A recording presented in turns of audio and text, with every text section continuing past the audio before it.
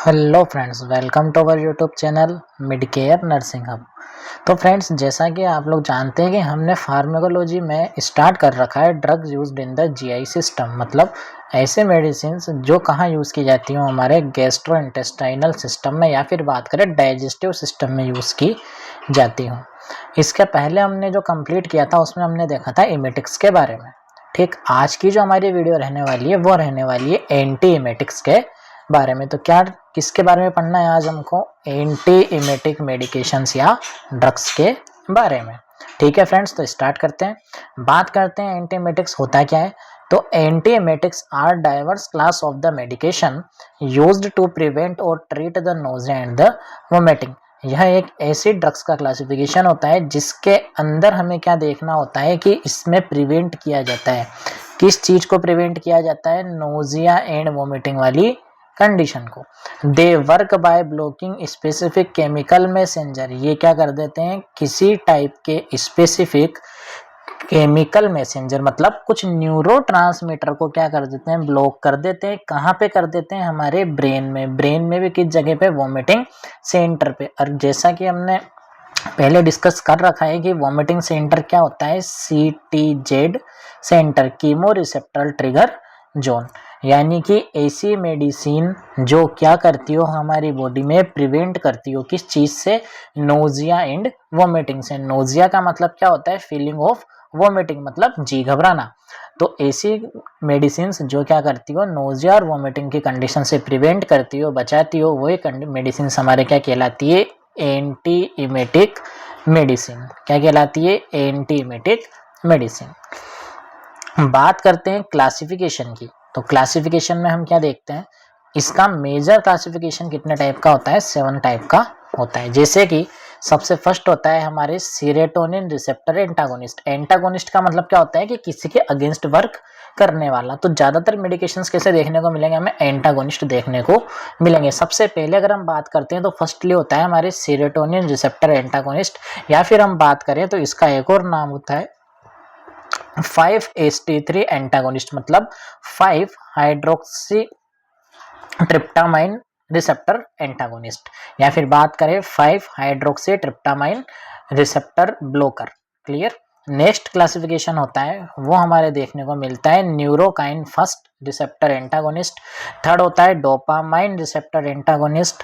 Fourth होता है हमारे एंटी हिस्टामिन्स। इसमें कौन सा मेनली देखने को मिलता है? H1 ब्लॉकर मेडिसिन देखने को मिलती हैं। वहीं बात करते हैं नेक्स्ट एंटी कोलिनर्जिक होता है, या फिर इसका एक और नाम देखने को मिलता है हमें, वो होता है मस्केरेनिक एंटागोनिस्ट देखने को मिलता है। नेक्स्ट बात करते हैं कैनाबियोट्स देखने को मिलते हैं, और लास्ट में होता है हमारे कोर्टिकोस्टेरॉइड या फिर अदर टाइप का क्लासिफिकेशन। ठीक है फ्रेंड्स, 1 बाय 1 करके हम बात करना स्टार्ट करते हैं। सबसे फर्स्टली हम देखते हैं सीरोटोनिन रिसेप्टर एंटागोनिस्ट। तो देखते हैं कि इसके अंदर क्या होता है, क्या इनका मैकेनिज्म ऑफ एक्शन होगा, ये चीजें हमें इसके अंदर देखना है। तो सबसे पहले हम बात करते हैं सेरोटोनिन रिसेप्टर एंटागोनिस्ट की। These are highly effective for the chemotherapy induced post operative and radiation induce nausea. ये मेनली किसके रिगार्डिंग इफेक्टिवली होती है? मेनली ये किसके रिगार्डिंग ज़्यादा इफेक्टिवली होंगे? कीमोथेरेपी इंड्यूस, यानी कि कीमोथेरेपी में बहुत सारी मेडिसिन आती हैं, एंटीबायोटिक आती हैं, अमाइनोग्लाइकोसाइड्स आती हैं, बहुत सारे टाइप का क्लासिफिकेशन आता है। तो ऐसी मेडिसिन जो क्या करती हो? कीमोथेरेपी के वजह से वॉमिटिंग को इंड्यूस करती हो, उनको रिड्यूस करने के रिगार्डिंग यूज़ की जाती हैं। वहीं पोस्ट ऑपरेटिव, ऑपरेशन के बाद भी मेनली इस टाइप का अपन एंटी इमेटिक यूज करते हैं। वहीं अपन बात करें रेडिएशन इंड्यूस नोजिया की कंडीशन से प्रिवेंट करने के लिए भी हम क्या यूज करते हैं? मेनली इस टाइप की मेडिसिन को यूज करते हैं। The mechanism of action is to block the serotonin from the interacting with the 5-HT3 receptor. क्या देखने को मिलता है? कि ये ब्लॉक कर देते हैं। किस चीज को ब्लॉक कर देते हैं? सेरोटोनिन को। कहां से? इंटरेक्ट होने से 5-HT3 पे, मतलब 5 हाइड्रोक्सी ट्रिप्टामाइन रिसेप्टर पे एड होने से प्रिवेंट कर देते हैं, जिसके वजह से क्या देखने को मिलता है अपन को? कि वॉमिटिंग सेंटर सप्रेस हो जाता है। These drug are serotonin receptor antagonist. ये ऐसे मेडिसिन होती हैं जो सेरोटोनिन को एड नहीं होने देती हैं। कहाँ पे एड नहीं होने देती हैं? CTZ सेंटर पे। अब अगर सेरोटोनिन CTZ सेंटर पे जाके एड नहीं होगा, इंटरेक्ट नहीं करेगा, तो वोमिटिंग भी नहीं होगी। जो CTZ सेंटर था वो एक्टिवेट नहीं होगा। And the vagal neuron present in the upper gastrointestinal tract. अब क्या होता है कि वेगस नर्व आती है, कहाँ पे आती है, स्टोमक के यहाँ पे। अब वेगस नर्व के स्टिमुलेशन से क्या स्टार्ट होता है कि पेराइटल सेल की एक्टिविटी इंक्रीज हो जाती है, और जब पेराइटल सेल की एक्टिविटी अगर इंक्रीज हो जाती है तो हमारी बॉडी के अंदर HCl का सिक्रेशन भी ज़्यादा हो जाता है। ये सब चीज़ें कहाँ देखने को मिलती हैं हमें, स्टोमक के अंदर। अब हम वही बात करें कि ये ऐसी मेडिसिन होती हैं जो क्या कर देती हैं, सेरोटोनिन को एड ही नहीं होने देती हैं, कहाँ पर, CTZ पे। अब CTZ के ऊपर जाके अगर सेरोटोनिन एड ही नहीं होगा तो वेगस न्यूरॉन भी कैसे हो जाएंगे, अपसेट हो जाएंगे, वो भी अपनी एक्टिविटी को डिक्रीज कर देंगे। अब डिक्रीज कर देंगे तो स्टोमक तक क्या नहीं आएंगे, कोई भी किसी टाइप का कोई सेंसेशन नहीं आएंगे और किसी भी टाइप की कोई वोमिटिंग नहीं होगी। इनके जो बेसिक से कॉमन एग्जाम्पल है हम उनके बारे में देखेंगे। सबसे मोस्ट कॉमन एग्जाम्पल देखने को मिलता है ओंडानस्टेरोन, जो बहुत ज़्यादा अमाउंट में यूज़ किया जाता है क्लिनिकल प्रैक्टिस के रिगार्डिंग। क्या होता है सबसे बेसिक सा एग्जांपल, ओंडानस्टेरोन। इसकी अगर हम डोज की बात करें तो डोज कितनी होती है, 4 to 24 mg in a 1 or 2 divided dose. क्या कर सकते हैं हम इसको 4 to 24 mg तक भी यूज कर सकते हैं। कैसे यूज कर सकते हैं, डिवाइडेड करके, सिंगल या डबल डोज में। नेक्स्ट होती है ग्रानिस्टेरोन। इसमें क्या देखने को मिलता है हमें, 1 to 2 mg वंस डेली पर ओरली। इसमें क्या देखना होता है, 1 to 2 mg यूज करते हैं हम वंस टाइम पे डेली। रूट क्या होता है इसका, मेनली ओरली रूट होता है। वहीं अगर अपन बात करें आईवी रूट की, इसकी बात करें बेटाओं, अगर अपन बात करें आईवी रूट की, तो आईवी कैसे यूज करना है अपन को, फिर 10 म्यूग्राम पर केजी के अकॉर्डिंग हमें क्या करना होता है, आईवी यूज करना होता है। नेक्स्ट एग्जांपल देखते हैं, डोलीस्टेरोन इसका एग्जांपल होता है। बात करते हैं कि अगर हम सीरोटोनिन रिसेप्टर एंटागोनिस्ट की बात करें तो इसका कॉमन साइड इफेक्ट क्या देखने को मिलता है, तो साइड इफेक्ट होता है हेडेक और कॉन्स्टिपेशन। अगर आप पर्सन को क्या प्रोवाइड कर रहे हो, सीरोटोनिन एंटागोनिस्ट प्रोवाइड कर रहे हो, तो क्या देखने को मिलेगा, पर्सन के अंदर हमें हेडेक देखने को मिलेगा, हेडेक के साथ साथ कॉन्स्टिपेशन भी देखने को मिल जाएगा। नेक्स्ट क्लासिफिकेशन की बात करें, न्यूरोकाइन फर्स्ट रिसेप्टर एंटागोनिस्ट। अब समझेगा ये क्या करते हैं, these block the substance P and are crucial for delayed chemotherapy induced nausea. अगर इनिशिएशन में क्या होता है कि अगर नोजिएट कंडीशन हो रही है किसके वजह से, कीमोथेरेपी के वजह से, तब तो आप क्या यूज करोगे, सेरोटोनिन रिसेप्टर एंटागोनिस्ट यूज करोगे। लेकिन अगर अपन बात करें कि डिलेड कीमोथेरेपी इंड्यूस्ड नोजिया, यानी कि अगर आपने किसी मेडिसिन को अभी प्रोवाइड किया है, उसके थोड़े टाइम बाद अगर कंडीशन कैसी बनेगी, नोजिया या वोमिटिंग की कंडीशन बनेगी, तब हमें क्या प्रोवाइड करना होता है, न्यूरोकाइनिन फर्स्ट रिसेप्टर एंटागोनिस्ट टाइप के एंटी एमेटिक मेडिसिन को यूज करना होता है। इसके एग्जाम्पल की अगर अपन बात करें तो एग्जाम्पल क्या देखने को मिलता है अपन को, एप्रीपिटेंट, फोसाप्रिटेंट, रोलाप्रिटेंट। ठीक है बेटा, थोड़े बहुत नाम अजीब से हैं, नाम तो मेडिसिन के होते हैं, याद करना ही होगा, लेकिन इनके भी एक ट्रिक्स हो सकती है कि जैसे अगर किसी के भी पीछे अपन को क्या देखने को मिल रहा है, पीटेंट वर्ड देखने को मिल रहा है, समझते हुए चलना, मेडिसिन याद करना बहुत ईजी होता है ना। अब मेडिसिन अपन को क्या पढ़ते हैं, अपन पढ़ते हैं ओनली सॉल्ट नेम के अकॉर्डिंग। तो अपन को क्या देखना है कि अगर किसी भी मेडिसिन के पीछे ये जो पीटेंट वर्ड लगा हुआ है, अगर ये लगा हुआ है तो समझ जाना कि ये किस टाइप की होती है, न्यूरोकाइनिन रिसेप्टर एंटागोनिस्ट होती है। ये क्या होता है, एंटी एमेटिक का क्लासिफिकेशन होता है, यानी कि ये सब वो मेडिसिन है जो क्या करेंगे, प्रिवेंट करेंगे नोजिया और वोमिटिंग से। एग्जाम्पल क्या था, एप्रीपिटेंट, फोसाप्रिपिटेंट और रोलापिटेट। ठीक है, नेक्स्ट अपन बात करते हैं कॉमन साइड इफेक्ट की। तो क्या देखने को मिलेगा, पेशेंट को फटिग देखने को मिलेगा, हिकअप्स देखने को मिलेंगे, डिजीनेस देखने को मिलेगा। फटिग मतलब चिड़चिड़ा रहेगा पेशेंट, बेचैन सा रहेगा, हिकअप्स मतलब उसको बार बार हिचकी आएगी, डिजीनेस मतलब थोड़े बहुत उसको चक्कर आ सकते हैं। बात करते हैं थर्ड क्लासिफिकेशन की। थर्ड क्लासिफिकेशन हमारे रहने वाला है डोपामिन रिसेप्टर एंटागोनिस्ट। इसका देखते हैं हम कि क्या मैकेनिज्म होता है, they are D2 receptor antagonist blocking the dopamine. ये ऐसा मेडिसिन होती हैं जो क्या कर देती हैं, डोपामिन को क्या कर देती हैं, ब्लॉक कर देती हैं। कहाँ पे ब्लॉक कर देती हैं, ये CTZ सेंटर के ऊपर। CTZ is outside the blood brain barrier.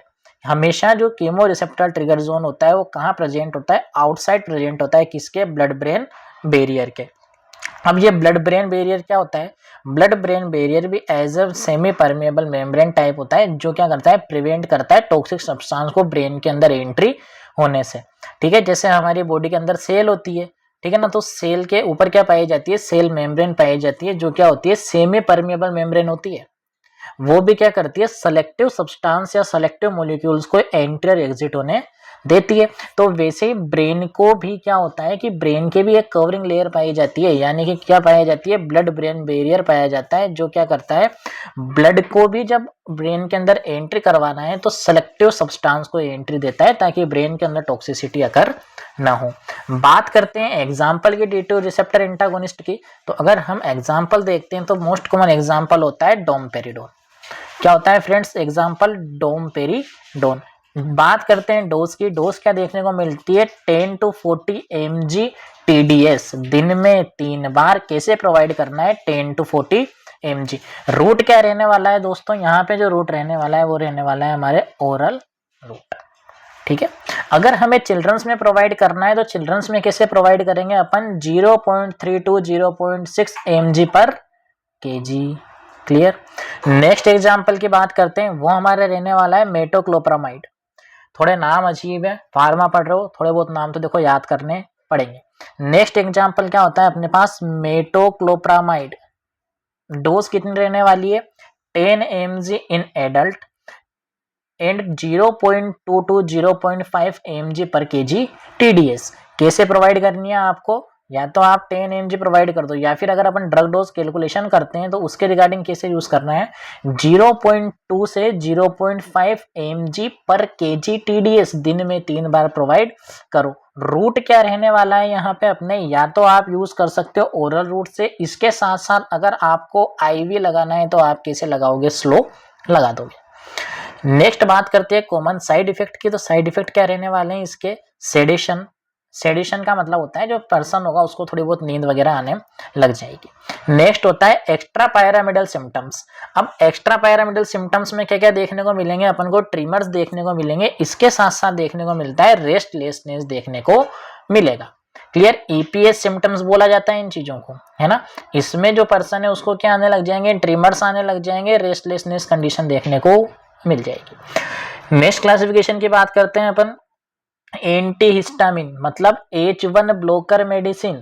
ये भी क्या होती है, हमारी बॉडी के अंदर एंटीएमेटिक इफेक्ट दिखाने वाली है, यानी कि वॉमिटिंग और नोजा से प्रिवेंट करने वाली है। समझते हैं क्या करना है, effective for motion sickness and morning sickness. समझ जाओ क्या करेगी, एंटीहिस्टामिन्स मतलब H1 ब्लॉकर, ये क्या करने वाली है, effective for the motion sickness, यानी कि कोई ऐसा पर्सन जिसको क्या होता हो, किसी भी ट्रेवलिंग के टाइम ड्यूरेशन में क्या होती हो, वोमिट वगैरह होती हो। तो एक चीज तो इसके रिगार्डिंग वहीं अपन बात करें, मॉर्निंग सिकनेस। मॉर्निंग सिकनेस का मतलब क्या होता है, सुबह के टाइम क्या होना, वोमिट वगैरह होना। Morning sickness most common symptom किसका होता है, प्रेगनेंसी का। ठीक है, प्रेगनेंसी के टाइम ड्यूरेशन में जो फर्स्ट ट्राइमेस्टर होता है ना, स्टार्टिंग के जो 3 मंथ होते हैं, स्टार्टिंग के जो 3 मंथ होते हैं, फर्स्ट ट्राइमेस्टर होता है, उसमें जो फीमेल बॉडी होती है, फीमेल बॉडी के अंदर HCG का लेवल बढ़ा हुआ होता है, ह्यूमन कॉर्निकोगोनेडोट्रोपिन हार्मोन। जो HCG का लेवल होता है, जो HCG का लेवल होता है वो क्या करता है, बॉडी के अंदर मतलब जो प्रेग्नेंट फीमेल होती है उसके अंदर क्या करवा देता है, CTZ सेंटर को स्टिमुलेट कर देता है। अब अगर CTZ सेंटर क्या रहेगा, एक्टिवेट रहेगा, स्टिमुलेट रहेगा, तो वो क्या कोज करेगा, वोमिटिंग कोज करेगा। तो दोस्तों क्या होता है कि जो फीमेल प्रेग्नेंट होती है उसमें HCG हार्मोन के वजह से मॉर्निंग सिकनेस देखने को मिलती है, सुबह के टाइम वोमिटिंग देखने को मिलती है। आया समझ में। तो नेक्स्ट अपन बात करते हैं कि ये क्या करेगी, ये क्या कर रहा है, the effective for the motion sickness. Motion sickness के रिगार्डिंग भी इफेक्टिव होती है। These drug block the receptor to histamines and are called the antihistamine drug. ऐसे मेडिसिन जो क्या कर देती हूँ, हिस्टामिन के रिसेप्टर को ब्लॉक कर देती हूँ, क्या कहलाने वाली है, अपने एंटीहिस्टामिन मेडिसिन कहलाने वाली हैं। एग्जाम्पल की बात करें अपन तो कुछ एग्जाम्पल है, इतने याद नहीं रहे, एकेडमिक एग्जामिनेशन के रिगार्डिंग एक एक दो दो एग्जाम्पल सफिशिएंट होता है। ठीक, मैंने इसको बहुत शॉर्टली बनाया है आपके एकेडमिक एग्जामिनेशन के रिगार्डिंग। मैंने बहुत ज़्यादा इसमें इंडिविजुअल डिजीज, इंडिविजुअल ड्रग का पूरा क्लासिफिकेशन भी नहीं बताया है ना। लास्ट में अपन common indication, common contraindication, common side effect, common nursing responsibility देख लेंगे। ठीक, देखते हैं, बात करते हैं हम इसके एग्जाम्पल के। एंटाहिस्टामिन के सबसे पहले होता है मेकोलानाजिन, मैक्लोनाजिन। अब ठीक है, मैक्लोनाजिन का अगर अपन बात करते हैं डोज की, तो डोज कितनी रहने वाली है यहाँ पे 12.5 टू 25 mg ओरली। नेक्स्ट होती है अपने ग्लाइसिजिन, ग्लाइसिजिन या फिर अपन बात करें, या फिर अगर अब हम बात करते हैं डाइमेनहाइड्रेट। ठीक है, इसका एग्जाम्पल अगर इसकी अपन डोज की बात करते हैं, डोज कितनी रहने वाली है 50 to 100 mg ओरली। या फिर इसको अपन कैसे यूज कर सकते हैं, IV और IM रूट से भी यूज कर सकते हैं। नेक्स्ट अगर अपन बात करते हैं तो क्या रहने वाली है अपने डाइपेनहाइड्रामाइन। या फिर एक और एग्जाम्पल अपन देखते हैं बेनाड्रिल, बेनाड्रिल सिरप भी आती है दोस्तों, है ना। इसका अगर अपन बात करते हैं डोज की, तो डोज कितनी रहने वाली है 10 to 50 mg IM। अगर आप IM यूज कर रहे हो तो कैसे यूज करोगे 10 to 50। अगर आप और किस तरह से यूज कर सकते हो, उसको IV भी यूज कर सकते हो और ओरल भी यूज कर सकते हो। नेक्स्ट एग्जांपल क्या होता है अपने डोक्सेलामाइन। डोक्सेलामाइन का अगर अपन बात करते हैं कि कितनी डोज यूज करनी है, तो आपको डोज यूज करनी है 10 to 20 mg at the bed time. सोते टाइम कितनी डोज यूज करो 10 to 20 mg। क्लियर। बात करते हैं साइड इफेक्ट की, तो साइड इफेक्ट क्या रहने वाले हैं, पेशेंट को सेडेशन देखने को मिलेगा, ड्राई माउथ देखने को मिलेगा, ब्लड विजन देखने को मिलता है। मतलब पेशेंट को नींद आएगी, ड्राई माउथ देखने को मिलेगा। ठीक है, जो ओरल कैविटी है वहां पे क्या देखने को मिलेगी, ड्राइनेस देखने को मिलेगी, ब्लड विजन धुंधला दिखाई देगा। ये इसके कॉमन साइड इफेक्ट है। नेक्स्ट अपन बात करते हैं एंटी कोलिनर्जिक ड्रग की। एंटी कोलिनर्जिक ड्रग क्या करती है, anti cholinergic drug block the acetyl choline. अब एसिटाइल कोलिन क्या होता है, एक टाइप का न्यूरोट्रांसमीटर होता है। इस एसिटाइल कोलिन के वजह से जो सिनेप्स होता है वो नॉर्मली वर्क करता है। सिनेप्स का मतलब क्या होता है, न्यूरॉन को कनेक्ट करने वाली स्ट्रक्चर। लेकिन अपन बात करते हैं एसिटाइल कोलिन की, जितने भी हमारी बॉडी से मूवमेंट होते हैं वो इस न्यूरोट्रांसमीटर की वजह से होते हैं। ठीक, क्योंकि आपस में क्या सिनेप्स कनेक्ट रहते हैं, सेंसेशन आगे बढ़ते हैं। लेकिन यह एक ऐसी मेडिसिन होती है जो क्या कर देती है, ब्लॉक कर देती है किस चीज को, एसिटाइल कोलिन को। कहाँ पे, अदर टाइप से कनेक्ट होने के रिगार्डिंग। देखिएगा, a chemical messenger from attaching two receptor in the cholinergic system, this prevent the acetyl choline from the binding two receptor in the inner ear vestibular nuclei. Vestibular nuclei, अब इसमें क्या देखने को मिलता है अपन को, इनर ईयर का वेस्टिबुलर न्यूक्लियाई जो होता है वहां पे ये अटैच नहीं होने देती किस चीज को, एसिटाइल कोलिन को। जिसके वजह से सप्रेस क्या देखने को मिलता है अपन को, कोलिनर्जिक सिस्टम सप्रेस देखने को मिलता है और वोमिटिंग कैसी हो जाती है, रिड्यूस हो जाती है। एग्जाम्पल की अपन बात करते हैं तो एग्जाम्पल क्या होता है इसका, स्कोपोलामाइन। जो स्कोपोलामाइन एग्जाम्पल होता है। और अगर ड्रग्स का बात करते हैं अपन सोल्ट की, तो सोल्ट रहने वाला है हमारे हायोसिन। ठीक है, अगर कोई आपसे बोले एंटीकोलिनर्जिक का एग्जांपल बताएं, तो एग्जांपल होता है हायोसिन। नॉर्मली क्या यूज किया जाता है, scopolamine used as the transdermal patch. कैसे यूज करते हैं अपन, ट्रांसडर्मली, यानी कि जो हमारी डर्मिस लेयर होती है उसके ऊपर क्या लगा दिया जाता है, एक पेज लगा दिया जाता है फॉर द मोशन सिकनेस। किसके रिगार्डिंग भी मेनली यूज करते हो आप, मोशन सिकनेस के रिगार्डिंग भी यूज करते हो। कैसे करते हो, अगर आपको ओरल या IM रूट से यूज करना है तो 0.2 to 0.5 mg पर ओरली लगाओ। और अगर अपन वही बात करें ट्रांसडर्मल पेच लगाना है, अभी बताऊंगा कि क्या होता है ये, तो कितना यूज करना है आपको, 1.5 mg यूज करना है। क्लियर। नेक्स्ट अब देखते हैं अपन कि कैसे क्या पेच लगाना है। समझो क्या होते हैं इस टाइप के ये पेचेस देखने को मिलते हैं। ठीक, कि मेडिसिन का नाम क्या है, स्कोपोलामाइन। क्या नाम है लाडलो, स्कोपोलामाइन। कैसे यूज करना है, ट्रांसडर्मल यूज करना है। क्या करते हैं, या तो आप क्या कर दो, वॉमिटिंग से प्रिवेंट करने के लिए ईयर के पीछे लगा दो। क्लियर, जिससे क्या होती है, प्रिवेंट हो जाती है। क्या प्रिवेंट हो जाती है, मोशन सिकनेस प्रिवेंट हो जाती है। क्लियर। नेक्स्ट बात करते हैं इसके कॉमन साइड इफेक्ट की। साइड इफेक्ट क्या रहने वाले हैं, dry mouth, dizziness, urinary retention. Oral cavity में ड्राई देखने को मिलेगा, चक्कर आएंगे, यूरिनरी रिटेंशन, जो यूरिन होगा प्रॉपरली अमाउंट में क्या नहीं हो पाएगा, एक्सेट आउट बॉडी से नहीं हो पाएगा। नेक्स्ट एग्जांपल होता है, मतलब नेक्स्ट क्लासिफिकेशन होता है हमारे पास कैनाबिनोइड्स। अब जो कैनाबिनोइड्स होते हैं ये क्या होते हैं, cannabinoids are drug that affect the mind and slow down certain brain area. अब क्या करती हैं जो कैनाबिनोइड्स होते हैं ना, ये किसके ऊपर वर्क करते हैं, हमारे ब्रेन के ऊपर, हमारे माइंड के ऊपर, और इसके कुछ एरिया को क्या कर देते हैं, स्लो डाउन कर देते हैं। They can also prevent the vomiting by the acting on the specific brain centre. अब क्या करेंगे कि अगर ये इनको स्लो डाउन कर देंगे तो स्लो डाउन करने से क्या हो जाएगा, जो पर्सन है वो प्रिवेंट कर जाएगा वोमिटिंग से, ठीक है। तो इस वजह से क्या देखने को मिलेगा, अपन को वोमिटिंग डिक्रीज देखने को मिल जाएगी। एग्जाम्पल की अगर बात करते हैं तो एग्जाम्पल क्या रहने वाला है अपने, ड्रोनाबिनोल, क्या रहने वाला है, ड्रोनाबिनोल। अब जो ड्रोनाबिनोल है इसका अगर अपन बात करें डोज की, तो डोज क्या रहने वाली है 5 to 7.5 mg ओरली 24 आवर, ठीक। नेक्स्ट अगर अपन बात करें नाबिलोन, नाबिलोन, अब नाबिलोन का अगर अपन बात करते हैं डोज की, तो डोज कितनी रहने वाली है 1 to 2 mg ओरली, ठीक है। कॉमन साइड इफेक्ट ड्राउजीनेस देखने को मिलेगी, डिजीनेस देखने को मिलेगा, यूफोरिया देखने को मिलेगा। यूफोरिया का मतलब क्या होता है, फीलिंग ऑफ वेलबींग, जो पेशेंट है उसको क्या लगने लग जाएगा, हर चीज अच्छी लगने लग जाएगी, कपोल कल्पनाओं में चला जाता है यूफोरिया, एक्सट्रीम हैप्पीनेस, ठीक है। नेक्स्ट अपन बात करते हैं कोर्टिकोस्टेरॉइड एंड अदर मेडिकेशन। अब इसमें क्या देखने को मिलता है वो देखिएगा, हमारा क्या होता है कि often used of the combination with 5-HT3 और the NK1 blocker to treat the vomiting. अगर क्या करना है अपन को 5-HT3 और NK1 ब्लॉकर मेडिसिन को आप अगर एक साथ यूज कर रहे हो तो ये कॉम्बिनेशन किसका होता है, कोर्टिकोस्टेरॉइड का होता है। इसका सबसे मोस्ट कॉमन एग्जांपल क्या देखने को मिलता है हमको, कोर्टिकोस्टेरॉइड का डेक्सोमेथासोन के एग्जांपल देखने को मिलता है, डेक्सोमेथासोन। मैं अगर अपन अदर मेडिसिन की बात करें तो अदर मेडिसिन क्या रहने वाली है हमारे, बेंजोडाइजेपाम, जो बेंजोडाइजेपिन्स होती हैं इसका एग्जांपल क्या होता है, लोराजिपाम, एक टाइप से सेडेटिव ड्रग भी होती है, क्या होती है हमारे, सेडेटिव ड्रग भी होती है। ये भी किसके रिगार्डिंग यूज किया जाता है, एंटीसिपेटरी वोमिटिंग के रिगार्डिंग यूज किया जाता है। बात करते हैं हम अब ओवरऑल कॉमन इंडिकेशंस की, कि कहां कहां आपको एंटीएमेटिक मेडिसिन यूज करना है, लाला समझना, चीजों को पढ़ते हुए चलना।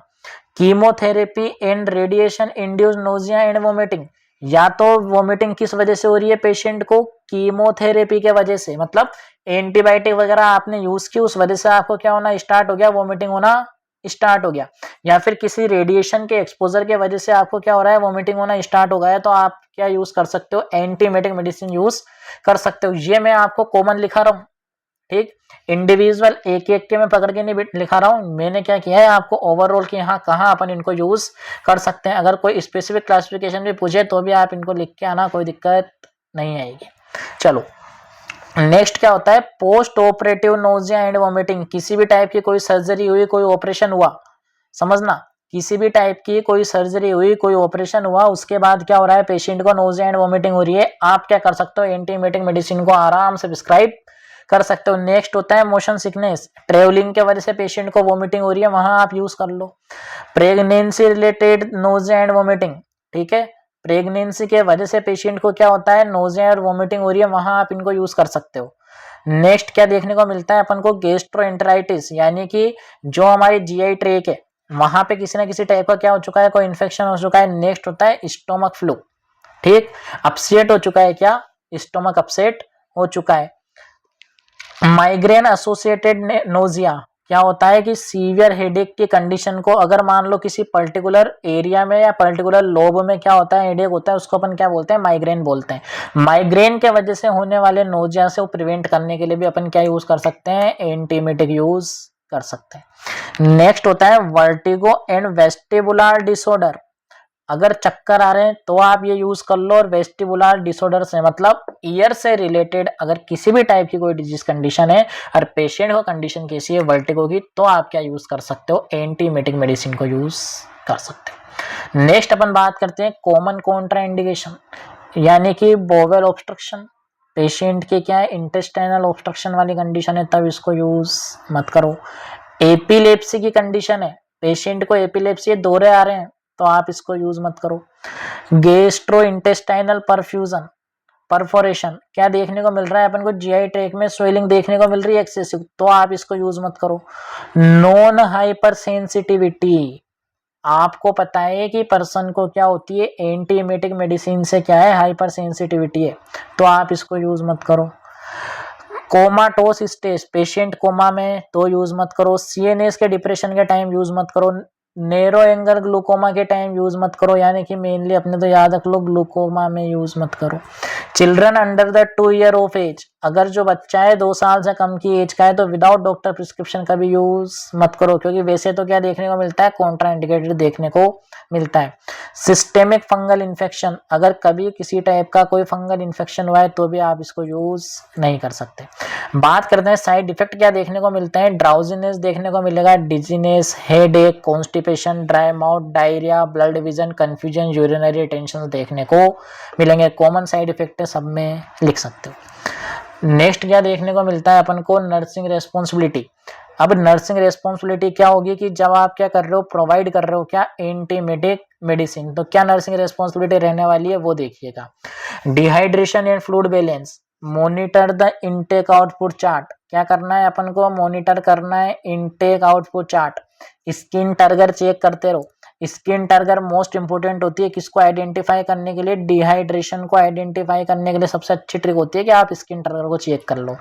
Check the electrolyte for dehydration, dehydration के रिगार्डिंग भी इलेक्ट्रोलाइट को चेक करते रहो। Document the frequency, duration and volume of emesis, जब भी अगर आप मेडिसिन प्रोवाइड कर रहे हो तो आपकी मस्ट रेस्पॉन्सिबिलिटी बनती है कि आप डॉक्यूमेंट करो क्या, कि क्या फ्रीक्वेंसी है, क्या ड्यूरेशन है, क्या वॉल्यूम है एमेसिस का, यानी कि पर्सन ने कितनी बार वॉमिटिंग करी, कितने वॉल्यूम से करी, कितना ड्यूरेशन रहा, हर चीज को असेस करते रहो।